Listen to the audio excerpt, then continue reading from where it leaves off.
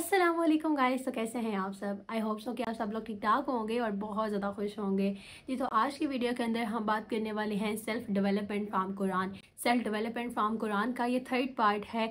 First and second part मेरे channel पे मौजूद है। अगर आपने देखा है तो वेल एंड गुड, और अगर आपने नहीं देखा तो मेक श्योर करें कि वो आपने देखा हो, क्योंकि अगर आप वो देखेंगे तो आपको इस लेक्चर की वजह से समझ आएगी।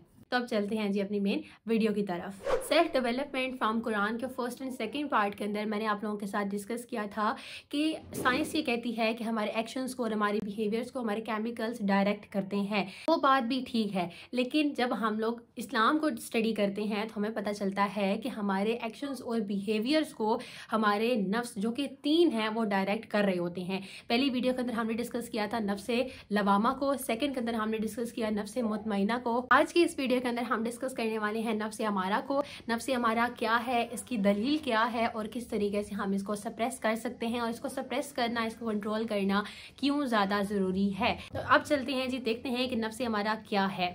देखिए, नफ्से अमारा हमारे तीनों नफ्स में से सबसे ज्यादा डेंजरस नफ्स है। डेंजरस क्यों है ये आपको आगे चल के वीडियो में पता चलेगा, तो वीडियो एंड तक देखिएगा। नफ्से अमारा का जिक्र हमें कुरान मजीद में सूरह यूसुफ में मिलता है। हज़रत यूसुफ अलैहिस्सलाम के अपने अल्फाज है, जिसका मफहूम कुछ इस तरीके से है कि बेशक नफ्से अमारा, इससे हम पनाह मांगते हैं, ये बुराई की तरफ उकसाता है। देखिए, यहाँ से हमें पता चल गया कि ये वो नफ्स है जो हमें बुराई की तरफ उकसाता है। तो ये सबसे ज्यादा डेंजरस नफ्स हुआ ना। देखिए, हर इंसान के अंदर डार्क साइड मौजूद होती है। हमारा अल्लाह हमें इस दुनिया में भेज के हमें टेस्ट कर रहा है। अल्लाह पाक देख रहे हैं कि क्या ये बंदा मेरी मानता है या शैतान की मानता है। ये मेरा बंदा है तो मेरी सुनेगा, अगर शैतान की सुनने वाला हुआ तो शैतान का हो जाएगा। तो अल्लाह पाक हमें टेस्ट कर रहे हैं ना, अल्लाह पाक हमें चेक कर रहे हैं। तो हमने क्या करना है कि हमने अल्लाह पाक के बताए हुए रास्ते पे चलना है, और हमने अपने जो नफ्से अमारा है इसको हमने कंट्रोल करना है। देखिए, जब हम नफ्से अमारा की बात करते हैं तो साथ ही में हमें एक और बात ही पता चलती है, जो कि है करीन। करीन एक ऐसा जिन है जो कि इंसान जब पैदा होता है तब से लेकर उसकी मौत तक उसके साथ रहता है। ये वो जिन होता है जो कि एक इंसान को बुराई की तरफ लेकर जाता है। एक दफ़ा सहाबा किराम ने बड़ी हिम्मत करके ना नबी पाक सल्लल्लाहु अलैहि वसल्लम से भी सवाल किया कि क्या करीन आपके साथ भी है। तो नबी पाक सल्लल्लाहु अलैहि वसल्लम ने पता है क्या इरशाद फरमाया? आप फरमाते हैं कि वो मेरे साथ भी है, लेकिन मैंने तो उसे मुसलमान कर लिया है। आप सल्लल्लाहु अलैहि वसल्लम ने एक जिन को भी मुसलमान कर लिया, लेकिन हमारा तो वो लेवल नहीं है ना। हम तो बहुत ही गुनहगार लोग हैं, हम तो ऐसा नहीं कर सकते। तो हम क्या कर सकते हैं? हमारे हाथ में क्या है कि हम कोशिश करें कि हम नेकी की तरफ जाएं, हम नेक काम करें, हम बुराई की तरफ ना जाएं।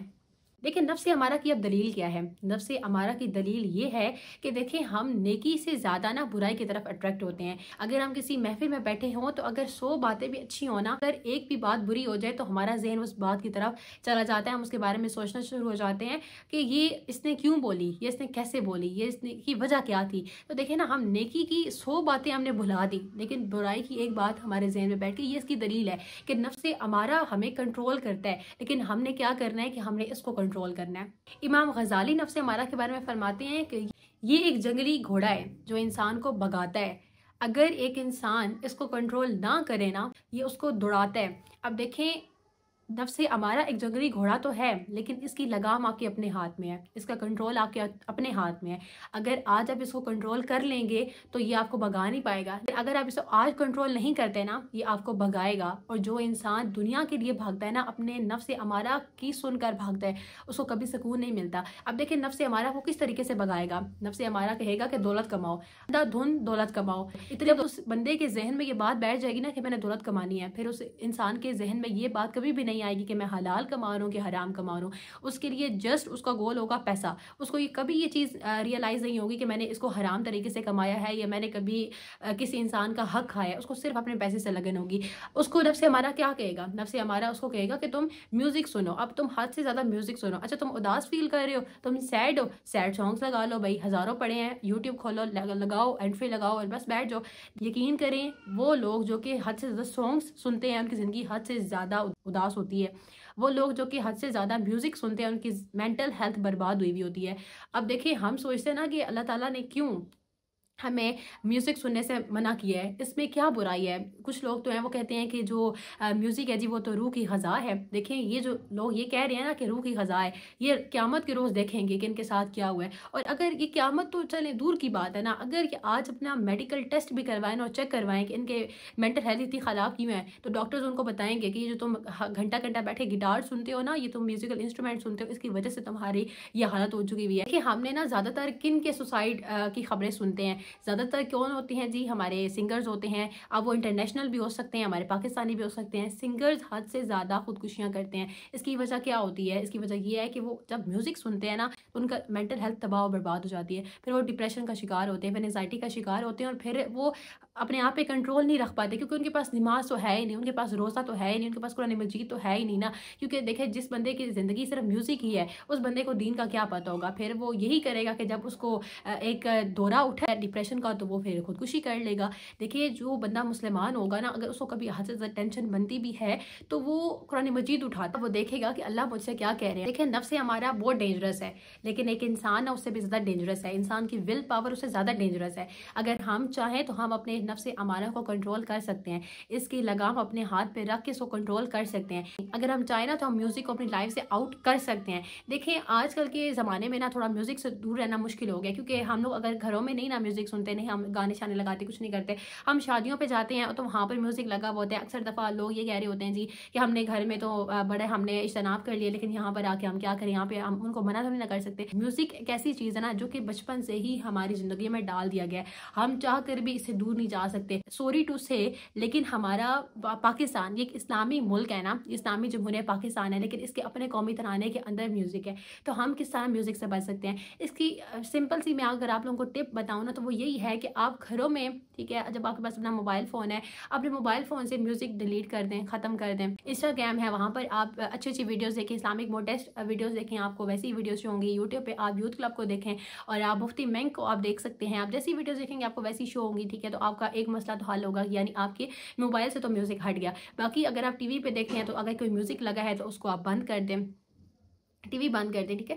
और उसके अलावा अगर आप कहीं शादियों वादियों पे जा रहे हैं, कॉलेज वगैरह पे पार्टीज़ हो रही हैं, कहीं भी, वो म्यूज़िक आप बंद नहीं करवा सकते। वहाँ पर आप चाहें थोड़ा बहुत आप एन्जॉय भी कर लें, क्योंकि वो हम अथॉरिटी हम तो नहीं अपने हाथ में ले सकते। हम अगर ये कहते हैं ना कि म्यूज़िक बंद कर दो हराम है, तो यकीन करें लोग आपका मज़ाक फिर उड़ाते हैं। लोग कहते हैं अभी तुम बड़ी मुसलमान, बाकी तो तुम सारे गुनाह करती हो जी, तुम म्यूज़िक क्यों मना कर रही हो? तो हमने सिर्फ़ अपने आप को ठीक करना है। हम लोगों को तब ठीक करेंगे ना जब हम पहले खुद ठीक हो लें। तो पहले हमने खुद को कंट्रोल करना है, पहले हमने अपने नफ्स अमारा का कंट्रोल अपने हाथ में लेना है, देन हमने लोगों की तबलीग करनी है। पहले खुद को ठीक करेंगे तभी हम लोग बाकियों को ठीक कर पाएँगे। देखिए नफ्स अमारा को कंट्रोल करने में सबसे ज़्यादा जो हाथ है ना, वो हमारी विल पावर का होता है।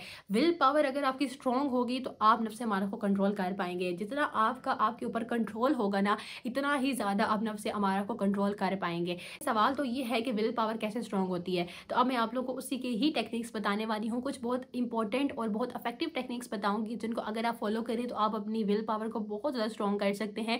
आप अपने गोल्स को अचीव करने में इसको यूज़ कर सकते हैं, आप दीन की तरफ आने में यूज़ कर सकते हैं, आप म्यूज़िक को छोड़ने में इस चीज़ को यूज़ कर सकते हैं। तो आप चलते हैं अपनी उन टेक्निक्स की तरफ। सबसे पहली टेक्निक तो ये है कि आप ऐसे लोगों में बैठे जिनकी विल पावर स्ट्रॉन्ग हो, जिन्होंने कुछ अपनी लाइफ में अपनी विल पावर से अचीव किया वो। देखिए ऐसे हमें बहुत से लोग मिलते हैं जिन्होंने एक छोटे से गुनाह से तौबा की हुई होती है और फिर वो गुनाह को दोहराते नहीं हैं। आप ऐसे लोगों में बैठें, आप उनके साथ डिस्कस करें कि देखो आप तो ये गुनाह रोज़ करते थे, ठीक है? अब आपने कैसे इससे तौबा की और आप कैसे अपनी तौबा पे आप कायम हैं, आप कैसे आप उस गुनाह से आप दूर हैं। जब आप ऐसे लोगों के साथ बैठेंगे, ऐसी डिस्कशंस आप करेंगे, तो देखेंगे आप कि आपकी लाइफ कितनी ज़्यादा चेंज हो जाती है। अक्सर दफ़ा हमारे ऐसे क्लास फेलोज़ होते हैं जिन्होंने सिर्फ झूठ बोलने से तौबा की हुई होती है। वो कहते हैं कि आइंदा के बाद मैंने झूठ नहीं बोलना, और यकीन करें फिर वो अपनी इस तौबा पे कायम रहते हैं, अपने फैसले पे वो कायम रहते हैं, वो फिर झूठ नहीं बोलते।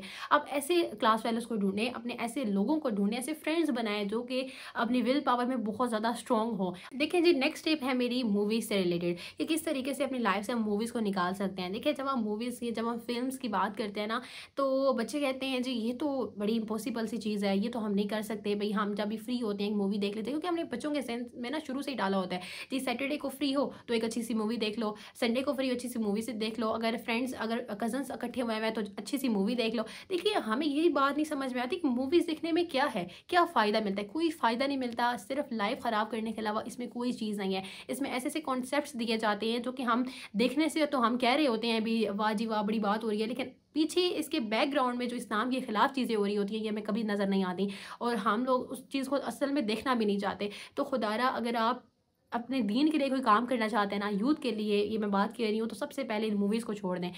आप इस म्यूज़िक को छोड़ दें, आप मूवीज़ को छोड़ दें। अच्छा, अब ये बात है कि हम मूवीज़ को कैसे छोड़ें? लाइक एक लत तो लगी हुई है ना, लेकिन हम देखिए जब एक बच्चा ऐसा है जो कि अपने हर फ्री टाइम के अंदर मूवी देखता था, एक अच्छी सी मूवी देखता था, तो अब वो कहते हैं कि मैं फ्री टाइम में क्या करूँगा? तो देखिए आप अच्छी सी डॉक्यूमेंट्रीज़ देख लें, आप इंग्लिश डॉक्यूमेंट्रीज़ देखें, इससे आपको क्या फ़ायदा होगा? जिससे आपकी इंग्लिश भी अच्छी होगी, आपका जो फायरिंग टाइम है वो भी आप यूटिलाइज़ कर लेंगे, उसके अलावा आपकी नॉलेज में भी इजाफा होगा।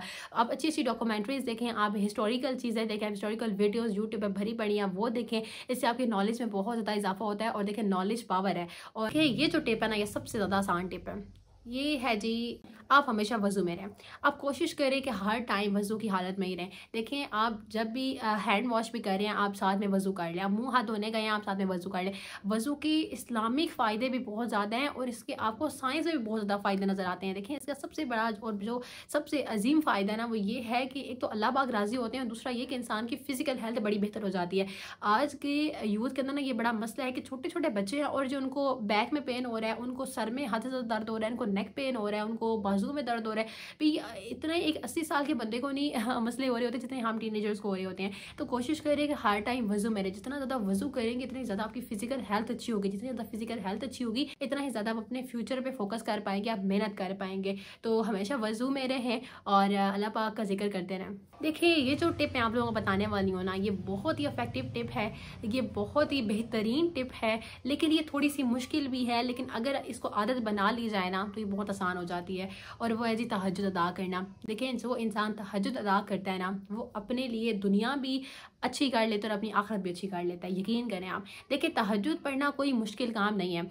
हमारे यहाँ यूथ के अंदर ये बड़ा मसला पाया जाता है कि जब हम तहज्जुद की बात करते हैं वो कहते हैं कि हमें रात को सोना पड़ेगा, देन हमें उठना पड़ेगा और देन हमें तहज्जुद अदा करनी पड़ेगी। देखिए तहज्जुद के लिए ना कोई सोना इंपॉर्टेंट नहीं है। अगर आप उलमा की वीडियोस देखते हैं ना, कुछ ऐसे उलमा भी होते हैं जो कि सॉरी टू से इस्लाम को बहुत ज़्यादा मुश्किल बना देते हैं। वो इस्लाम को ऐसा दीन बनाते हैं ना कि बंदा कहता है भी भाई हम तो इस्लाम को फॉलो ही नहीं कर पाते, हम तो नहीं कर सकते, ये तो बड़ा ही मुश्किल दीन है। लेकिन वहीं पर कुछ ऐसे उलमा भी हैं जो इस्लाम को इस तरीके से बयान करते हैं जिस तरीके का इस्लाम को बयान करने का हक है। तो आप ऐसे उलमास को देखें तो वो कहते हैं कि कोई सोना ज़रूरी नहीं है। तहज्जुद पढ़ें, आप अपने लिए दुआ करें, आप अपने मुल्क के लिए दुआ करें, उम्मत मुस्लिमा के लिए दुआ करें कि जो मुसलमानों पे जुल्म हो रहे हैं अल्लाह उन पर रहम फरमा। देखें जब आप मुसलमानों के लिए दुआ करते हैं, जब आप किसी दूसरे बंदे के लिए दुआ करते हैं ना, फरिश्ते आमीन कहते हैं कि या अल्लाह ये जो दूसरे के लिए मांग रहे हैं ना तो इसके लिए वो काम कर दे। तो देखिए कितना ज़्यादा फ़ायदा है। तहज्जुद से इंसान की लाइफ बिल्कुल चेंज हो जाती है। तहज्जुद के साथ साथ आप कुछ जिक्र भी करें, लाइक आप तस्बीह फातिमा पढ़ सकते हैं, जो भी तस्बीह आसान लगती है वो पढ़ सकते हैं, दुरूद शरीफ पढ़ सकते हैं। उसके अलावा मैंने एक वीडियो भी बनाई थी जिसके अंदर मैंने शेयर किया था आप लोगों के साथ कि मैं ऐसी कौन से 2 जिक्र हैं जो मैं लाजमी करती हूँ और उन्होंने मेरी लाइफ भी चेंज की थी, और मैं उसको यहाँ पर मेंशन कर दूँगी वीडियो को, वो भी आप लाजमी देखिएगा। और अपनी लाइफ के अंदर ना जिक्र को लाजमी कर लें। देखिए जिक्र रूह की असल ग़िज़ा है। लोग क्या कहते हैं कि म्यूज़िक रूह की ग़िज़ा है, असल में उन लोगों को नहीं पता ना, अनफॉर्चुनेटली उन लोगों को नहीं पता कि असल रूह की ग़िज़ा जिक्र है। अब जितना ज़्यादा अल्लाह पाक का जिक्र करते हैं ना इतना ही ज़्यादा आपकी लाइफ आसान हो जाती है, इतनी ही ज़्यादा खुशियाँ आपकी लाइफ में आती हैं और अब मुश्किलात आपकी लाइफ से निकल जाती हैं। तो मेक श्योर करें कि इस छोटी सी एज से ही ना जिक्र को अपनी लाइफ में ऐड कर लें। छोटे छोटे जिक्र करें, कोई इतने बड़े बड़े जिक्र करने की अभी ज़रूरत नहीं है, ठीक है। आपने पढ़ना भी है, आपने बहुत कुछ करना है, तो छोटे छोटे जिक्र करें, अपने खुश रहें और अपनी फैमिली को भी खुश रखें, अपने पेरेंट्स को भी खुश रखें। और अब मुझे इजाज़त दें। यही थी मेरी आज की वीडियो। अगर आप लोगों को अच्छी लगी हो तो इस वीडियो को लास्ट में लाइक भी कीजिएगा, शेयर भी कीजिएगा और मेरे चैनल को सब्सक्राइब भी कीजिएगा। नेक्स्ट वीडियो तक अल्लाह हाफिज़।